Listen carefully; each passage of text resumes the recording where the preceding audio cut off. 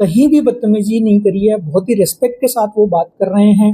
और मतलब अगर मैं आपको दिखाऊंगा अभी कि उसमें जिस तरीके से पुलिस ने वो हैंडल किया है, वो मतलब एक एग्जाम्पल है बाकी लोगों के लिए। हम शायद उनको, बाकी लोगों को अगले बार नाके पे जाएंगे, हम दिखाएंगे जी इस तरीके से बात करनी होती है। जी सर, सीपी साहब ने कहा था कि बच्चे और लेडीज अगर साथ हो तो गाड़ी को रोकना नहीं चाहिए। बिल्कुल ठीक बात है आपकी। और ये जो बच्चे और लेडीज अगर साथ हैं तो ये नियम जो है ये लागू है जब हम रोजमर्रा के चालान कर रहे हैं, जो हम ओवर स्पीडिंग के या फिर नो पार्किंग के या फिर विदाउट हेलमेट के, विदाउट सीट बेल्ट के जब चालान कर रहे हैं तो उसमें हम इसका पालन कर रहे हैं। जब ड्रिंक एंड ड्राइव के चालान की हम बात करते हैं तो उसमें अगर लेडीज और बच्चे साथ है तो हम उसको 100% चेक करते हैं।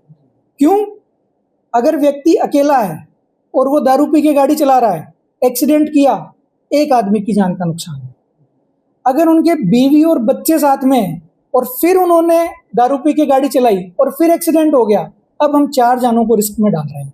तो हम कभी भी ये नहीं कर सकते कि जी हम 4 जानों को रिस्क में डालने देंगे। तो इवन इफ महिलाएं और बच्चे साथ में, तो ड्रिंक एंड ड्राइव में वो नियम लागू नहीं होता है। ड्रिंक एंड ड्राइव के चालान में तो हम सभी का 100% का ही चेक करेंगे। दो बार और चेक हुआ तो उसके बाद 39 जो है वो बन जाती है। जी, वैसे तो दूसरी बार चेक करने का कोई प्रावधान है नहीं। एक बार आपका चालान हो गया तो आपका हो गया चालान, उसके बाद में आप दोबारा चेक भी करवा लेंगे तो उससे कुछ फर्क नहीं पड़ेगा। लेकिन जब दोबारा उनको पता, मतलब जो इंस्पेक्टर साहब थे उन्होंने उनको एक मौका भी दे दिया कि जी आप दोबारा कर लीजिए, लेकिन दोबारा उन्होंने उस फूंक को ठीक से नहीं मारा। वो भी मैं आपको वीडियो को दिखाऊंगा कि जब आपको पता चल गया है कि भाई आप इसमें गड़बड़ करने वाले हैं, तो आपने अगर फूंक आपने जोर से और ढंग से मारी होती तो फिर से वो रीडिंग आ जाती। तो वो रीडिंग दोबारा आई भी नहीं, और अगर आ भी जाती तो भी कोई ऑप्शन नहीं था उनके पास में। मतलब जो मेरे इंस्पेक्टर थे उन्होंने चालान पहले ही काट दिया था, तो चालान तो पहले हो चुका था, तो वो चालान का कुछ कर नहीं सकते थे उसके बाद में।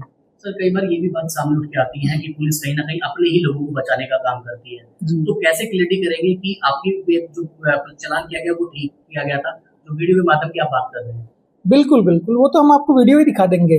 मतलब ऐसा नहीं है, देखिए पुलिस अपने लोगों को बचाने के लिए अपनी पूरी इमेज को तो खराब नहीं कर सकती है ना। मेरा काम है जनता के बीच में रहना, जनता के बीच में विश्वास बनाना, जनता के लिए हम चालान कर रहे हैं। मतलब मैं सबसे खुश आदमी हो जाऊंगा अगर गुड़गांव के चालान 50% से ड्रॉप हो जाएं, ठीक है जी। लेकिन हमें वो करने पड़ रहे हैं क्योंकि जनता की सुरक्षा हमारा एक, ऑब्वियसली हम उसके लिए रिस्पॉन्सिबल हैं। और जब हम ट्रैफिक नियमों को जब फॉलो करवाएंगे तभी हम कर भी पाएंगे, सुनिश्चित कर पाएंगे कि सारी जनता जो सुरक्षित तरीके से रोड पे चल रही है। तो ऐसा नहीं है कि हम पुलिस को बचाने के लिए करेंगे।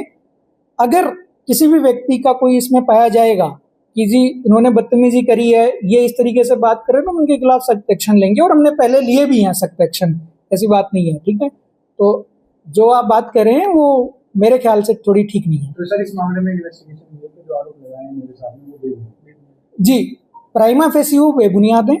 अभी जो एसीपी ईस्ट जिनको हमने ये जांच सौंप रखी है वो सभी को शामिल जांच कर रहे हैं, क्योंकि वीडियो हमारे पास सबसे पहले एक्सेसिबल था, तो वीडियो हमने देख ली है।